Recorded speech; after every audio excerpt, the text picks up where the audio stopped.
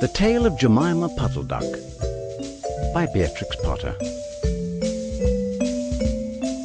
What a funny sight it is to see a brood of ducklings with a hen. Listen to the story of Jemima Puddle Duck, who was annoyed because the farmer's wife would not let her hatch her own eggs. Her sister-in-law, Mrs. Rebecca Puddle Duck, was perfectly willing to leave the hatching to someone else. "I have not the patience to sit on a nest for 28 days, and no more have you, Jemima. You would let them go cold. You know you would." "I wish to hatch my own eggs. I will hatch them all by myself." She tried to hide her eggs, but they were always found and carried off. Jemima Puddle Duck became quite desperate. She determined to make a nest right away from the farm. She set off on a fine spring afternoon along the cart road that leads over the hill. She was wearing a shawl and a poke bonnet.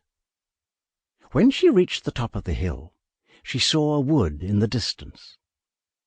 She thought it looked a safe, quiet spot. Jemima Puddle Duck was not much in the habit of flying.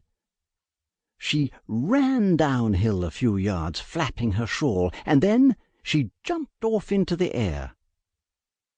She flew beautifully when she had got a good start.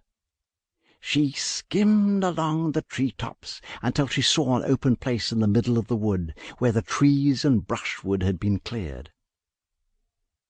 Jemima alighted rather heavily and began to waddle about in search of a convenient dry nesting place. She rather fancied a tree stump amongst some tall foxgloves. But, seated upon the stump, she was startled to find an elegantly dressed gentleman reading a newspaper. He had black prick ears and sandy-coloured whiskers. Jemima Puddle Duck, with her head and her bonnet on the one side, said, "Quack, quack." The gentleman raised his eyes above his newspaper and looked curiously at Jemima.